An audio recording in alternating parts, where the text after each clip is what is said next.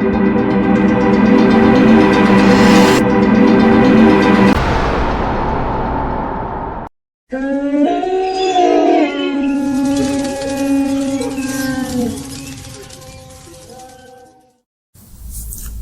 थोड़ी पुरानी है। ठंड का मौसम था। गांव के चौपाल पर जल रहे अलाव को घेरकर बूढ़े, बच्चे तथा युवक बैठे थे। युवाओं में खुद को सबसे साहसी साबित करने की होड़ चल रही थी। गांव के कई वीर ऐसे भी थे जिनसे भूत ने कभी न कभी बीड़ी मांगी होती है। किसी ने चुड़ैल को अपनी गाड़ी पर लिफ्ट दी है, तो किसी ने भूत के साथ खेतों में पानी लगाया है। बहुत देर से उनकी बातों को सुन रहे एक वृद्ध, जिनकी उम्र लगभग 70 वर्ष थी, बोल पड़े। बातों से तो हर कोई बहादुर बन सकता है, ऐसे किसी को कैसे हम साहसी मान ले। सभी उत्सुकता से उनकी ओर देखने लगे। अगर तुम लोग यह साबित करना चाहते हो तो तुम्हें एक परीक्षा देनी होगी। जो अव्वल आएगा वही गांव का सबसे बहादुर युवक माना जाएगा। बताओ, क्या तुम तैयार हो? पर परीक्षा क्या होगी?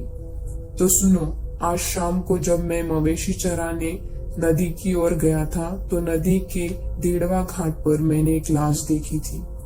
यह कहीं से बहकर आई है और किनारे की झाड़ियों में आकर अटक गई है। यह एक वृद्ध की लाश है। तुम में से जो इसी वक्त उस जगह पर जाकर लाश के बाएं हाथ में यह काला धागा बांधकर आएगा, वही सबसे साहसी माना जाएगा। क्या तुम में से कोई कर सकता है ये? शर्त सुन वहां पर सन्नाटा छा गया। नदी जो वैसे भी बीहड़ और वीराने से होकर बहती है, और उसमें से भी देड़वा घाट, जहां पर लोग दिन में भी जाने से डरते हैं, वहां इस समय भला कौन जाना चाहेगा? ऊपर से उस जगह से संबंधित अनेक डरावनी कहानियां प्रचलित थी, जो लोगों में भय पैदा कर देती थी। गांव के लोगों का मानना था कि आसपास के भूतों की मंजलिस लगती थी वहां पर। जो भी भूल कर उधर चला जाता था, वो कभी भी लौट कर नहीं आ पाता था। कहा जाता था कि वहां पर रात में ढोल नगाड़े की आवाजें सुनाई पड़ती थी। ऐसा मानना था कि भूत वहां अपनी बारात निकालते थे। ऐसी भयावह जगह पर जाकर स्वयं को संकट में कौन डाले? पूरे चौपाल पर सन्नाटा छा गया। अब तक जो वीर बन रहे थे वो बगले झांकने लगे। क्या तुम में से कोई भी बहादुर नहीं? अभी तक तो तुम बहुत डींगे मार रहे थे। यही है तुम लोगों की बहादुरी? अब सबको सांप सूंघ गया क्या? वृद्ध के इतना कुछ कहने के बाद भी उनमें से किसी को हिम्मत नहीं हुई। चले थे बड़े योद्धा बनने, डरपोक कहीं के। आपस में कानाफूसी चल रही थी, लेकिन कोई भी आगे आने को तैयार न हुआ। अचानक बहुत देर से शांत बैठे एक 22 साल के नौजवान ने कहा, मैं जाऊंगा बाबा धागा बांधने। सब आश्चर्य से उसे देखने लगे। सोच समझ लो बेटा, ये कोई बच्चों का काम नहीं है। मैं कोई बच्चा नहीं हूँ और मैं किसी से डरता भी नहीं हूँ। युवक के चेहरे पर डर का कोई नामो निशान तक नहीं था। तो ठीक है, ये लो काला धागा, और याद रखना, इसे तुम्हें लाश के बाएं हाथ में ही बांधना है। और हाँ, एक शर्त और है, तुम्हें गांव के बाहर से झाड़ियों से भरे रास्ते से जाना होगा। वो भी मंजूर है बाबा? तो ठीक है, जाओ बच्चा। युवक तेजी से उठा, पास रखी लाठी उठाई और गंतव्य की ओर चल पड़ा। रास्ते पर धुंध छाना शुरू हो गई थी। पेड़ और धुंध की छाया से रास्ते पर कुछ ठीक से नहीं दिख पा रहा था। रास्ता एकदम सुनसान, जिसमें सन्नाटे को भी भय प्रतीत हो। सच, ये वह जगह बहुत भयावह प्रतीत हो रही थी।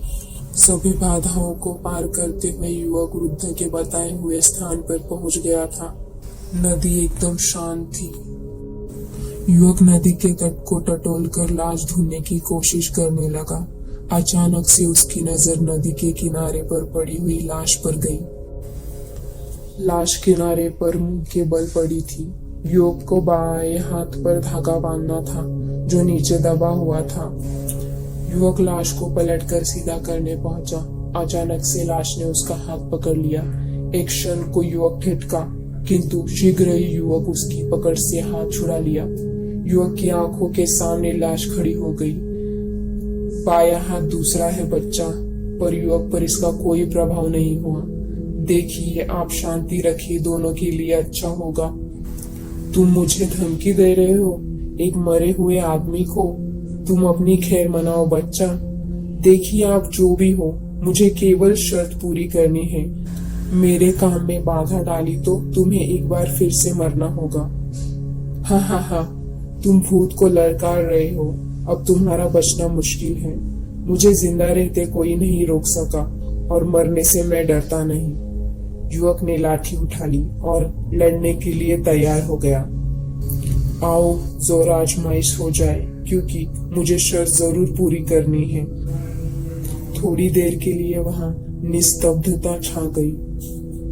तुम बहुत बहादुर हो बच्चा, जाओ, मैंने तुम्हें माफ किया। तो मुझे अपने हाथ में काला धागा बांधने दो। जरूर जरूर, तुम जैसे साहसी बच्चे को मैं भी सलाम करता हूँ। काम पूरा कर युवक वापस गांव की ओर चल पड़ा। वहां चौपाल पर सभी उसका बेसब्री से इंतजार कर रहे थे। उसे वापस आया देख सभी उत्सुकता से भर गए।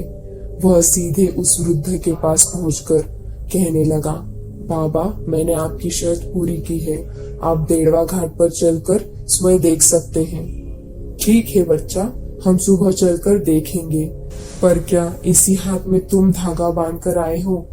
सभी संक्षिप्त नजरों से वृद्ध की ओर देखने लगे।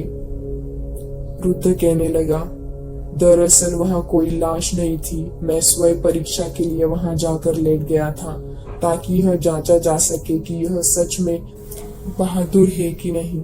इसलिए मैंने जानबूझकर लंबे रास्ते का चुनाव किया, जिससे दूसरे रास्ते से मैं वहां पहुंच सकूं।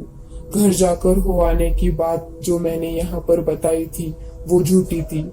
मैं परीक्षा लेने के लिए वहां कार्य किया। सभी वृद्ध के और युवक के साहस की चर्चा करते हुए अपने घरों को चल दिए। लेकिन असली सवाल यह है कि वृद्ध और युवक दोनों में से सबसे बहादुर और साहसी कौन था?